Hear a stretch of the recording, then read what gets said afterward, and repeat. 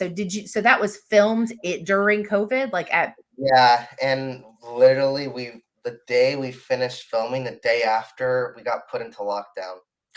So we got really lucky.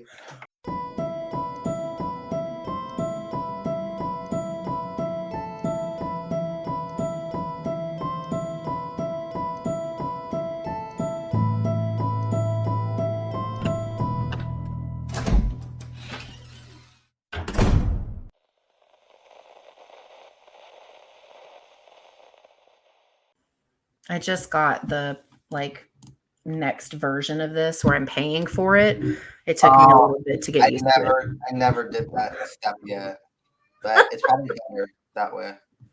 Yeah, it started tapping me out on my recordings, so I didn't really have a choice. It started saying like you've reached the maximum per month or whatever, and then it also takes forever to show up on YouTube for me to download to edit. So it's a huge pain in the butt. So I think it's going to be worth it, but I'm not super thrilled about it, to be honest. Okay. You can hear and see me okay? Everything looks good? Yeah. Okay, cool. All right. Okay, well, I'll do my countdown, my intro, and then we will jump in. Okay. Let's see. 3, 2, 1.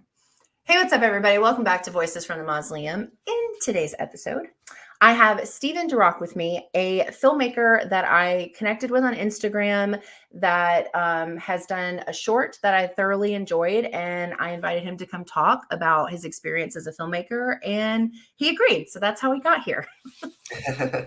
Thanks for having me. Yeah, thanks for making time. I appreciate it. I know like organizing all of this stuff can be kind of hectic sometimes, so glad we were able to make it work. Yeah, of course. Yeah, so just if you want to give just like a brief introduction of who you are and what you do, just anything you want to share. Yeah. So yeah, I'm a 23-year-old filmmaker. I'm from outside the city of Toronto. I made my first short film in 2020. We ran festivals all throughout 2021. It's currently streaming on YouTube now on the YouTube channel Geek Out Cinema. It's called The Rage. And right now I'm working on my second short film, which I'll be directing as well. I wrote it and will be producing.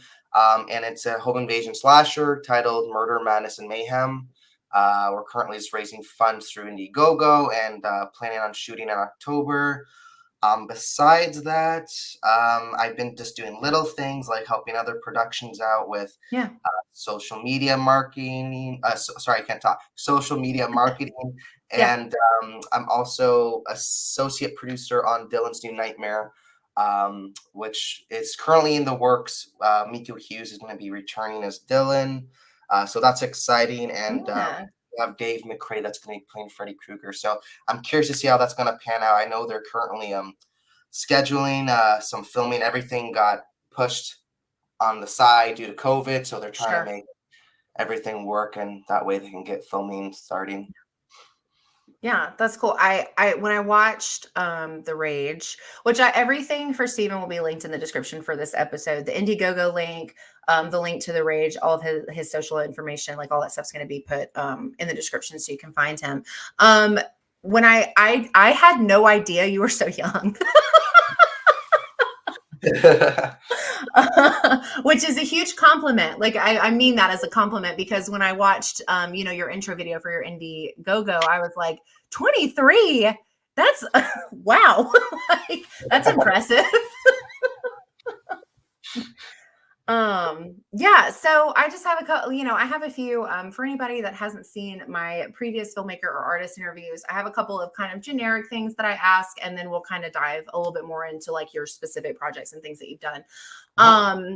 So when you're creating, and this is always a fun question in the horror world, right? But when you're creating or writing and coming up with these stories that you want to make into films, what kind of inspires you? Where do you draw your inspiration?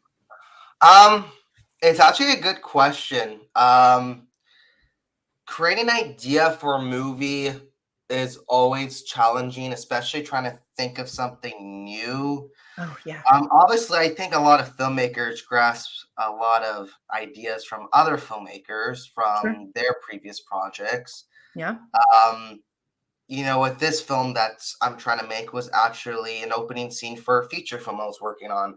Oh, And then I put it aside, the feature, because anyone out there that makes movies, making a feature is just a lot of work, a yeah, lot of sure. financing, and a Yeah. lot of people involved. And I'm personally not ready for that. I want to get my hands dirty with more, like, just getting more experience doing short films. Yeah. So when I grasp like an idea, well, like The Rage, I had interviewed Lynn Griffin from Black Christmas, and she had this idea of like a sweet old lady that lives next door that's a serial killer. So I Yeah. kind of expanded on that idea. Unfortunately, I wanted to use her for the short film, but she's a part of the union, and I had some trouble with Oh, booking her right. with them. So I'm saying, you Yeah. know what, I'm gonna do this on union. It's my first film ever. I'm not gonna go through the hassle because it's a lot of headaches. And so Yeah. I said, I'll give you a story by credit, and then if we ever Oh, want to good. make this into a feature one day, we can elaborate and collab Yeah. and with better financing, obviously, and get you a part of it with um, you being a part of the union. And Yeah. then this new one that's coming out, I've always loved and admired the movie The Strangers. I think that Yeah. movie is very underrated. Yeah. I think it's very well done, though. It's one movie that's always scared me. So I find when I was writing this script, I'll be watching scenes from that movie as I'm writing to grasp inspiration. So No. have similar vibes, but have your own story and do your own thing. Yeah. I think anything home invasion is like extra scary. Yeah, I don't know if you're a gamer or not, but I'm not. there's a game called I think it's called Welcome to the Game, but it's essentially like this black web or dark web kind of concept where you play as this like hacker, and then there's like these people that are tracking you down, but it's like very home invasion. Like you have Mhm. to, like, you'll hear like your window crack open, or Yeah, like, and it's it's creepy. terrifying because home invasion is a reality, so it's like really unsettling. And like The Yeah, Strangers has like one of the scariest lines. It's like, why are you doing this? And they're like, oh, because you're home, because you were home. Like, yeah, yeah. I know. Yeah, I know it's that movie. It's very unsettling to watch. I remember I watched it one time, like 1 o'clock in the morning. It was pitch black, and I'm like, that was a bad decision. yeah, that's yeah. Because then, yeah, every little thing is like, I know it is scary. Like, and I think like, especially when like I moved like a couple months ago, and I watched something that was home invasion. I can't remember off the top of my head what it was. That was just such a stupid, because I'm not used to my area, so I was like, every little thing outside gave me anxiety, and it was terrifying. So yeah, that's crazy. Yeah, Yeah, that's a good one though. That movie is super unsettling. I definitely agree with that one. that's great. Yeah. So when you think about like getting started and then getting into the filmmaking thing, like how has that process been? Like, how has that changed for you? Like, did you start out like just Um, writing things, or? it's hard, definitely, to start. I was lucky because like a lot of the people that I'm using for my crew this time around, I've Mhm. already knew from who I've worked with before. My Oh, first one, um, as everyone says, it really matters on who you know, your yeah. connection. So like for example, when I did my first film, I didn't know anybody. My Sure. friend at the time, she's still my friend. She does special effects. Mhm. And she's like, just go on Facebook forums and meet people that way and make job Smart. listings. So Yeah. that's what I did. I did a lot of networking that way. And then I've just made a lot of connections and contacts since. And once you have those connections, you're like, okay, I'm ready to film my next project. Let's get this crew together and let's do it. So Yeah. that's pretty much it. Like, I don't know. It feels like everyone has similar answers, but you kind of just have to get yourself out there and just do it. Yeah, that makes sense. Yeah. I haven't made a short myself, but I am not oblivious to the amount of work that goes into making something, that even the ones that are like 3 minutes, or, like, it doesn't matter. It's still a lot of work. Yeah. A lot of It, time, a lot of work, and that 3 minutes that you have as your final product could have taken weeks to get yeah. right. Like it's a really big it's a big commitment. Yeah. I think that I like originally I did a video last October where I like recreated the iconic scene from Carrie, and that's not technically a short because it's not like original, but the amount of effort that went into that like 30-second moment was ridiculous. Like it was so crazy thinking about like trying to get all of that together. So yeah, it's super a lot of work, but super interesting. Like everybody Yeah. has like their different things that they do. Like I know other people who make shorts and they may say the same things, but they all get it from different places, if that makes sense. Yeah, no, exactly. Yeah. Um, so if someone were to decide that they wanted to turn something they've written into a short, what Mhm. is some advice that you might give someone getting started?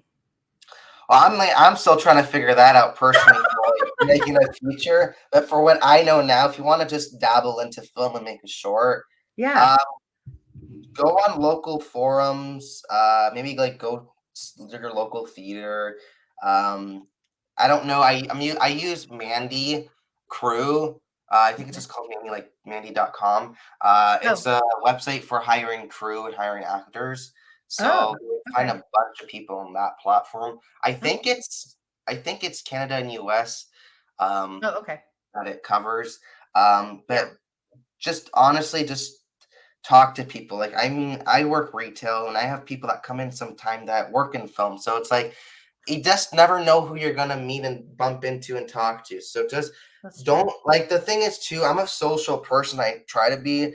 I Mhm. know a lot of some people like introverts and don't like to talk, but um I mean being an introvert, try to like burst that bubble and just kind of just start talking to people because it's all about networking. And if you don't have that Yeah. network outlet, you're not really gonna be able to go anywhere. Yeah. No, I can attest from that from even a content creating perspective because when I started my channel when I was doing videos just me and I like was I mean I posted stuff, I interacted with people a little bit, but it wasn't until I started having people on and engaging and creating collaborations and like really like pushing myself outside of my comfort zone of like that mindset of like, oh, if I ask this person or if I talk to them about this, they're going to be disinterested or they're going to say no. It's like, yeah, but that's worst case scenario. So you have to push past that and get to this Yeah. place of like, but they might say yes, or they might be able to talk to you or teach you things or introduce you to people. And like, I didn't see legitimately any growth until I Yeah. started doing that networking, exactly like what you're talking about. It's really Um, important. Also, if you're like, I know a lot of horror fans are into going to conventions. Yeah. That's also a great way to meet people. Yeah. Um, I haven't announced anything yet, but I just got a pretty well horror icon to join my project from a very popular 90s horror film. And I met him at a convention, and we've been in touch for the last couple years. And Yeah. I was going to take part of my project. So if you guys are into the con circuit, obviously talk to the celebrities that are there, talk to people that have experience with making films. Yep. Also talk to the people that are just having booths and vendors that are selling their movies. Talk to distributors because a lot of times they'll be at these conventions. So just talk to them and get their contact info and pitch them an idea once you have it. Yeah. Do you feel like when you go up to people like that, like the vendors and stuff, do you feel like they've all been pretty open to talking and like being willing to meet? I think so because a lot of them are independent filmmakers, so they're kind of on the same boat as you. Oh, sure. They're That not makes working sense. under big studios or anything. Yeah, no, that makes sense. I Yeah. think I've been kind of surprised at how willing people are to share knowledge and contacts and just because I think there's like I've just always assumed that everybody was stingy with that stuff, but it's not necessarily the case. So Not at yeah. all. Yeah. What about a piece of advice that you have been given that you live by? Mm, I actually talked to Ted White. I think it was Ted White. Yeah, it was Ted White who plays Jason for part four, and Yeah. he's not just Jason. He's done a lot of stuff through his career, and he's fairly old now, so he's been around for a long time. I Mhm. remember when I met him, he kind of just said, "Keep being you," because he knew that I was social, and he knew that I was not afraid of approaching people. And he Yeah. said that's something very important to have in this industry. So just don't lose that. That's pretty good advice. Yeah. Yeah. Yeah. Being yourself, like continue to be yourself. I like Yeah. that. Yeah. It's simple, but it goes across like everything that you do. No, I like Yeah, that. because the thing is, you don't want to change because otherwise you're not being true to yourself. Yeah. Well, and how happy can you be masquerading around as something that you're not when you're trying Yeah, to do something you love? That makes yeah, sense. yeah, Yeah. I think, and it's like some people, like I know when I first started recording, I was a lot more, I mean, I get used to being in front of a camera. It was weird.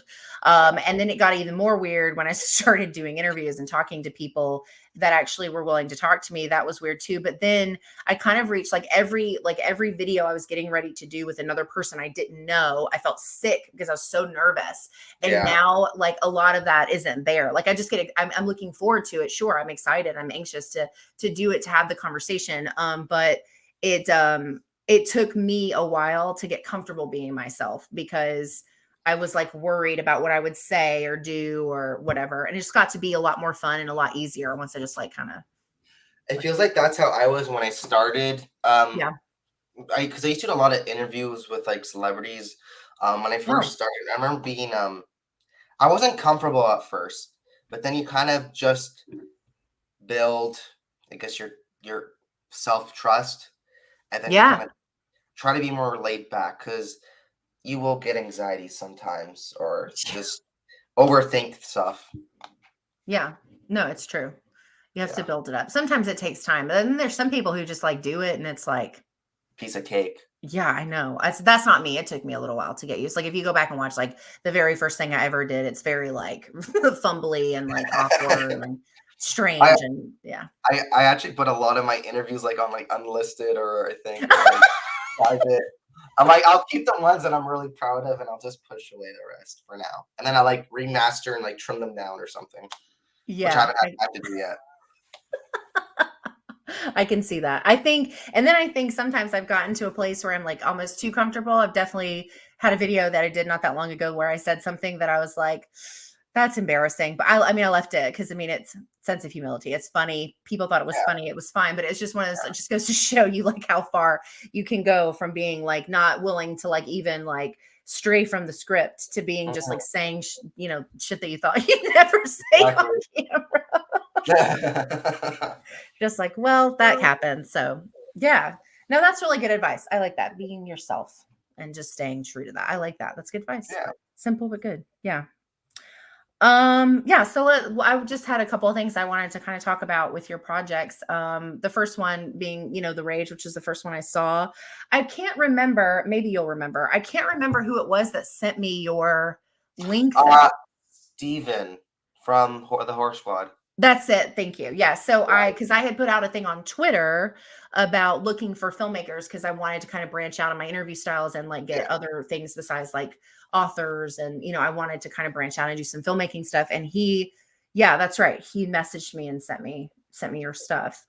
Um, so the Rage, and I wasn't even thinking about the whole COVID thing when I sent my notes to you, but like you did, so that was done in 2020. So that was filmed it during COVID, like at Yeah, and literally the day we finished filming, the day after we got put into lockdown. So we got really lucky. wow, yeah. We took all of our precautions, obviously. I don't know what's gonna happen this time around because obviously people have just gotten more comfortable with the idea of COVID. Oh So yeah. it feels like with my upcoming project, I'll just pretty much let whoever wants to wear a mask wear a mask. Yeah. No, that makes sense. So I mean, aside from like COVID stuff, if that Yeah. impacted like your filming and stuff, but like what It it did actually affect the festival circuit. oh right. 'Cause everything So was, like, yeah. online. There was, like, a handful that were in person. I actually had a local premiere that I couldn't attend, um, here in Toronto, unfortunately, but some of my actors went there, and I'm glad that they had a chance to go. But, yeah, that affected Yeah. the festival circuit for sure, because Oh, like, I didn't most even things think of were that. online. So, Yeah, I didn't even think about well, and it's like it's weird because for like 8 months, it felt like nothing was doing anything, and then no. all of a sudden, it felt right away like everything was just kind of back, like gears were turning again, and things were it's very Yeah. strange. 2020 was a strange year. It was a good time for creators, though, because people had a lot of time to write stuff. That's true, and it also put a lot of people. doing content creating, like that came to decide like I'm going to do this. I didn't start my channel until 2021 January or February, sorry, February 2021. So because I just finally had the time and the muse to do something that I was really passionate about. So, and there's tons of people like that, tons of people that came out with, shorts and whatever, like videos and music and yeah. To keep the people entertained. Yeah, somebody had to. We're all like sitting at home ready to kill each other. Yeah, so you talked a little bit about some of the idea for the rage, but outside of like COVID stuff, like what this was your first filmed short, Yeah. right? The rage. Yeah. Okay. What kind of obstacles did you like run into that maybe you weren't expecting to be like obstacles while you were filming? Well, actually, during filming, it was actually a breeze, to be honest with you, because Oh. I organized. I even had a lot of compliments after the shoot from a lot of crew members thanking me for how organized it was. Oh, Everyone okay. got along well. It was smooth. There was no headaches or anything. Oh, Uh, wow.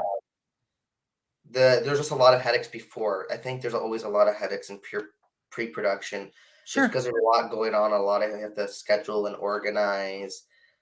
Insurance, location.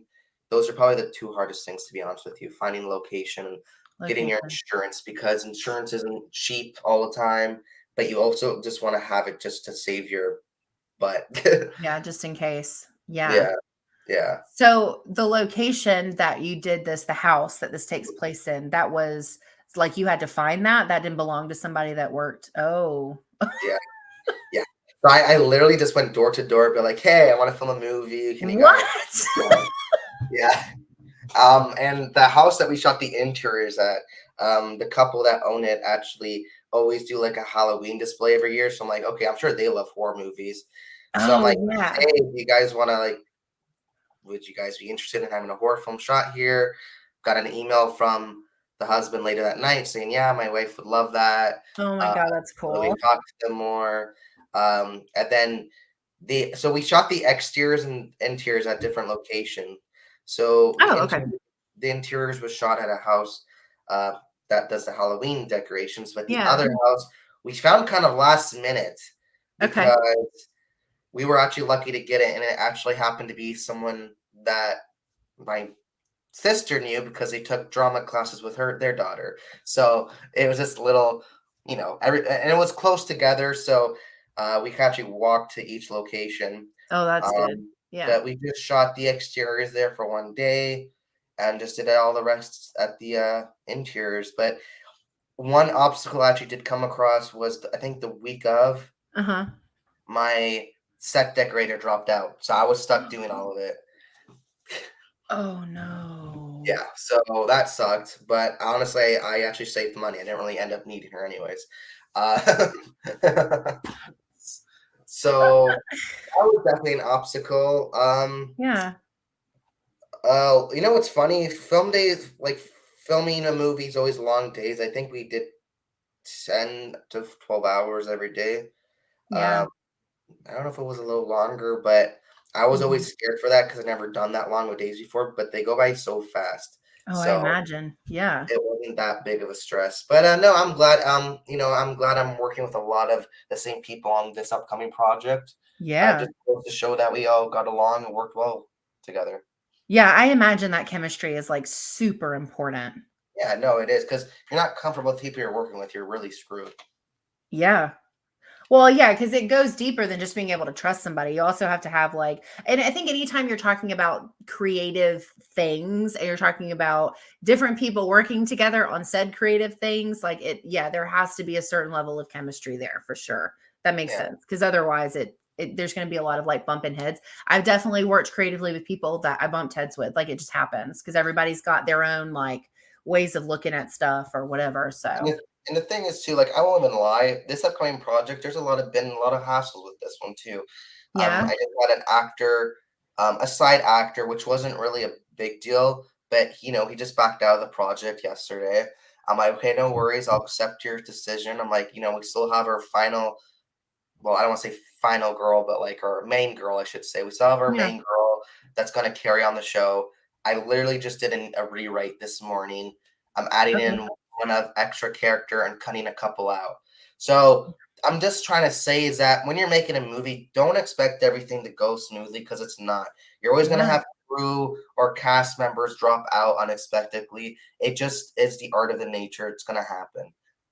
Yeah. Well, yeah. And you sound like you're super adaptable. I mean, if you just jump in and just do it. I mean, well, and I think it helps to like, if it's something that you are creating that you love or you're passionate about, you're Yeah. more likely to be like, I'll just do whatever I have to do to like make this Thing work. is, yeah, you gotta stay calm. I'm like, I talked to our main actress. I told her the situation. She's like, you know what? I'm down with whatever happens. So as long as I'm my main girl, we're good. I'll do what I can and try to stay on a positive note and just fix the situation the best I can. Yeah. Yeah. I think yeah, that makes perfect sense. I imagine a lot of people have to do things like that. Yeah. I don't think when you have any type of project, like you can never go into anything assuming it's going to be perfect. Because the moment you like let your guard down is usually when like something goes crazy. And the thing is, when you're people like a lot of creatives are using Indiegogo. This is my first time ever using it. We've Yeah. raised close to $1,000 so far, which is great. Yeah. Um, But the thing is, when you have actors that are aware that you're doing Indiegogo, they might not want to. They might not want to book their appearance as a role in your movie because they know that it's not fully funded yet, and they have other commitments and other Oh. roles that they can take if your project doesn't go through. So that's also one downfall. Yeah. I'm going to be honest, I hadn't heard of it until you sent me the link. Yeah, Indiegogo. Yeah. Are you serious? It's been I around for swear. years. That's crazy. No, I feels like I've known so many people through Instagram and Facebook that are always saying, "Oh, I'm working on this new like project," and people are doing really well on that platform, like getting their futures fully invested. It's a lot of Yeah. hard work. I personally think I won't raise money for a feature on that platform. I think Okay. I'm gonna have to meet some private investors and just do it that way. Okay. That So way, is you're it just for filmmaking or is it for no, like, it's everything. so like indie authors, like Yeah. anything that's like, okay, Anything that you're trying to get off the ground, like, creatively. huh, Even just to raise money, because you can do nonprofit for, like, charities and stuff too. that's It's cool. like Kickstarter and Yeah, GoFundMe. so I'm familiar with Kickstarter and obviously like GoFundMe and like those, but I Yeah. had never heard of Indiegogo before. People use, Kickstarter for, like, film projects as well, but I think Mhm. Indiegogo's, like, more popular for film projects. Okay. Huh. Yeah, yeah. Yeah. And maybe and some of that may just be because I am just kind of getting to meet people who Yeah, are in the filmmaking game yeah, that maybe I haven't. yeah. Um yeah. So your new project, let's see if I can do this right. Murder Madness Mayhem? It made him. Yeah. Cool. Okay. So you talked about in your intro, your little your clip for your Indiegogo fundraiser that you were it's like your favorite subgenre. Were you talking specifically about home invasion or were you meaning more towards slasher? Because like I kind of Well, like the other one is kind of slasher-esque too. So I was just yeah. curious if it was one Uh over the other. I prefer both. I mean, I grew up loving the slashers, obviously, like Michael, Yeah. Freddy, and like Ghostface. Um, Yeah. but um, Home Invasion, to be honest, I haven't seen a lot of Home Invasion movies. I've seen like two, it feels like. But it's one of those genres that works so well, and I've always wanted to try it on my own. I just don't think there's a lot of Home Invasion movies in general. Mm-mm.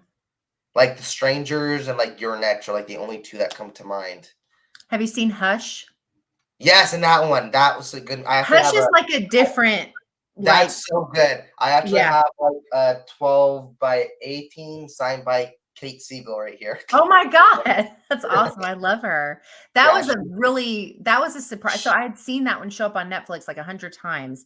And I yeah. finally was like, I'm going to watch it because I forget the guy's name, but the guy that plays the intruder is the guy from the Belko Experiment, which I loved.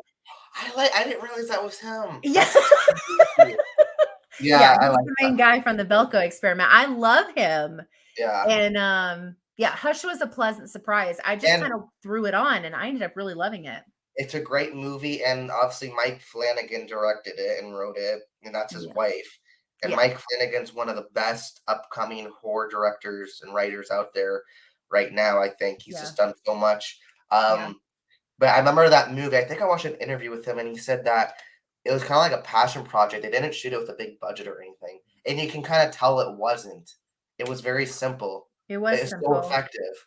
but super effective.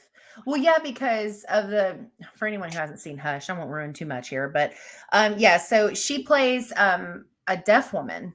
Yeah, And there's this intruder that takes out the neighbors at the beginning of the movie, and he comes to her house, and then when he realizes that she can't hear him, it becomes this like weird game of survival. And it it was kind of so good. Yeah, and You're Next is one of my favorite movies. I love that movie. yeah, Erin is like one of my favorite final girls. Like I yeah, absolutely love that one too. yeah, You're right though. Outside of those three, and I mean, and those are all like pretty popular. Like most people know those three. I yeah. don't. I can't really think of any that are that either. No, and it's too Hmm. bad, but it's a subgenre that always scared me the most because it can actually happen. Yeah, yeah. There's no like monsters or demons or like it's just people. People are scarier than Yeah, that stuff. and I'm not sure if you noticed this Easter egg, but in Hush, there's actually a reference to Midnight Mass, or the book that she because in the movie Hush, the main girl, she's an author, and one of the books she wrote was Midnight Mass, which ended up becoming Being in the show. it's yeah, a TV show on Netflix. So same I director didn't and know that. writer. So that was a cool Easter egg. That is cool. I haven't seen Hush since seeing Midnight Mass, so I didn't remember that. I loved Midnight Mass though. Yeah, it was really good. That's my favorite one that he's done show-wise so far. Yeah, and if I really liked it. that took a long time. I think it was over 10 years to get made. So it just goes to show you that film projects are not easy to make. So if you have a vision, just don't give up on it. If you can't make the project that you want to make right now, make another one and save that Yeah, one aside. Do it later. Because that just goes to show you that like these projects do not come right away. yeah. That's true. Well, and I think that goes across like all kinds of things too. Yeah. Like I feel like I know a lot of writers that couldn't put out what they wanted to until they put out the other stuff first. Like No. it's just a common, yeah. I didn't know it. I didn't know that. I didn't know that it was like a 10-year thing. But I Yeah. guess he picked up well, the first thing I know of that he picked up steam from was, Haunting of Hill House. Yeah. That was my introduction. And then of course, like after that was Bly Manor and then well, Yeah. Hush and then of course Midnight Mass. But yeah, that makes sense because then once you're a little bit more established, you get the ability to do a little bit more of what you wanted to Yeah. do. And the thing is, like, I find that a lot of times nowadays, Mhm. if a company is very happy with um, a project that they help to release, they'll Yeah. give filmmakers like a contract for like I don't know, like say for like 5 years, and Mm. they'll have them on board with them. I think I'm trying to think of what project it was recently that happened. I don't know if it was the movie Nope, um, Mm. or if it was something else. But there was two filmmakers that I think they got on a contract for 5 years with Universal Studios after like a big movie that just came out that they did. So And so does that mean that they'll put out a project if it's come up within that time frame or do you like know? within those 5 years, so yeah, if they have like a project that's suitable, I guess for I don't know how it works, but I'm just assuming once they sign a contract off with a company like that, they'll have them on board to make other projects that Yeah. they're gonna be making because it's that leap of faith having those studio behind you because they're the ones that have the money. So Yeah, better than like you having to go out and try to come up with it yourself. Like, yeah, no, yeah. exactly. No, that's a good point. Yeah, Yeah, I'm a big fan of Mike Flanagan. I really like the stuff that he does. Midnight Mass made my top 10 horror list for yeah. 2021. And one thing I also want to point out too, for just filmmakers out there in general, Yeah. um, if you want to have a chance to work on bigger productions, like I'm just putting them out there, like Chucky the TV series, for example, Yeah. that's shooting here in Toronto. Oh, But right. you have to apply to be a part of like a crew union, and you have to have like over 150 hours worth of set hours. So once you have that 150 set hours, that you've worked on set and you have that amount of hours, like you have Mm. your resume, you can apply to be a part of like you can get a permit to be a part of the crew union, and that way you can get more opportunities to work on bigger, high scale productions and better gigs. Like for example, like I was talking back and forth with Radio Silence for a while because I knew that they were filming up here in Canada. Like, hey Yeah. guys, if you want like any help, like I'll do anything. Like, just let me know. So I sent my resume. They sent my resume to like I don't know if it's like the Paramount hiring team or Sure. whoever. I Yeah. didn't hear back, which I'm like, you know what, it was 50-50 chance, but it's because they're using IATSE, which IATSE is the crew union, which most big high scale productions use the union crew. So they won't really use non-union people. So Oh. I'm just putting it out there. If you guys are actually like want to put the work and the hours, Yeah. try to apply for the union, get a permit with them. That way you can get these big higher scale gigs and work on these, well-known productions. Yeah. Well, that's cool. I had no yeah, I don't know anything about any of that. That's interesting. Yeah, I wouldn't have even have thought about it being union. Although I guess that makes sense though. I know yeah, that there's actor unions. Like I know yeah. about that Like because SAG, we have yeah, those even for like the Fox Theater in Atlanta. Like you know what I yeah, mean? Like they have those yeah, for that too. So I knew that existed. yeah. Yeah, interesting. So it's 150 hours of just set time in order to Prior. So apply. yeah, you have to get Okay. the 150 hours prior as a non-union worker, and Gotcha. then you can apply and just yeah. Cool. I'm still trying to get the 150 hours. So once I get it, I'll probably apply that way. I can get some, Yeah, that's hopefully. a lot. Yeah. Hmm. So would that include stuff you've done, like your own, or how does that Yeah. like yeah, okay. Yeah. So Okay. like, I could put I had 3 days of I had 3 12-hour days when I shot my first film. So I put Sure. those amount of hours to, whatever I'm doing. Yeah, yeah, yeah. Yeah. Yeah. Huh. Neat. Okay. Yeah, 150 is a lot. It may not sound like it, but I think like trying to add it up and get your time in. That's yeah. What was the name of the company? IATSE? It's Is that what you said? IATSE. Yeah. Hmm. It's like they're everywhere. Like they're Canada and US. Because you always see the symbol at the end of like production, like when you're at Cineplex or Oh, like at the end of the wherever, okay. you always see the symbol at the end of the movie. So Yeah. Um This just kind of came to me because I was thinking about what you said about the festival stuff. So mhm. when you go to enter, do you I guess they just have like a submission guidelines, right? For the Yes, so festival? it's if you go on Film Freeway, that is the website. They have thousands and thousands of festivals to apply to. And it's like, so you have Film Freeway, you create your profile, you upload your file for your movie, and just Mhm. apply to any festival you want. Um, Early bird special is always the best because you're gonna pay cheaper to submit. Because Oh, most there are some festivals that do free submissions, but most like 80%, 90% of them are all you have to pay. sure. Yeah, Makes sense. Hmm, yeah, cool. Cool. Well, that's all I had. I I'm excited. So you're talking about filming in October, hopefully? yes, yes, Okay. yeah, Um Yeah, I'm gonna put like I said, I'll put the Indiegogo link in the description for this episode. I think I like slashers. I think slasher type things are really fun in general, but the home yeah, invasion thing definitely has my interest peaked because and I also really liked the rage. I mean, the final shots of this, I won't give too much away because I'm gonna link that as well. But the final shots, like that last moment, right like yeah. before it ends, I was just like, I was so like it like happy. I don't know like how to explain that feeling, but I was just like, like I really liked it. Okay, I'm glad.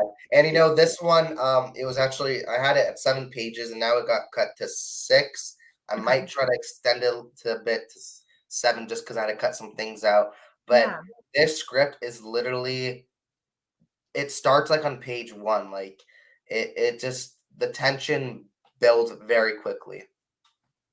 I'm excited. So it's like you're not like waiting around for something to happen like a slow burn. Like this has your attention throughout the whole thing. You're always wanting to know what's gonna happen next. Yeah.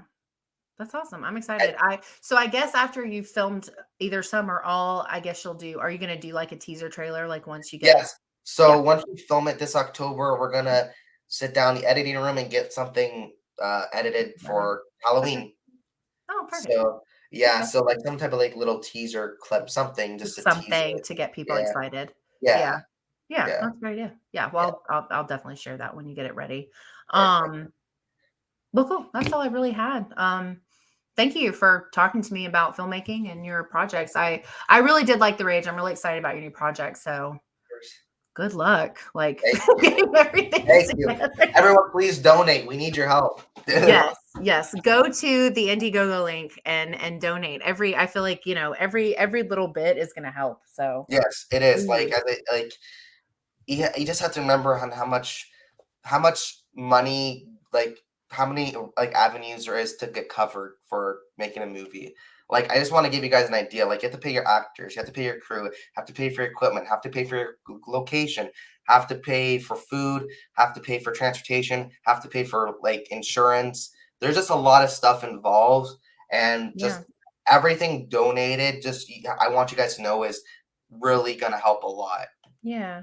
So Yeah, and I think the other thing to remember when you're getting ready to make a decision if you want to support indie or not is, everyone's always complaining about how there's never anything new. Well, one of the best ways to get new is to get new people in, like yeah, new voices, new people, new actors, new writers, new directors, and that's going to be the best way that the genre that we love is going to continue to grow and change and evolve into something we can be really proud of. Is to support indie. Like that's one of the and one of the things that I noticed, especially this year, particularly for some reason, and I don't know if it's COVID related or not, but these indie movies that are from these people who have done shorts and yeah, they're going up this chain and they're getting their stuff on Shudder. yes, Like yes, these indie movies that I'm seeing on Shudder are going to beat big production things on my top list for the year.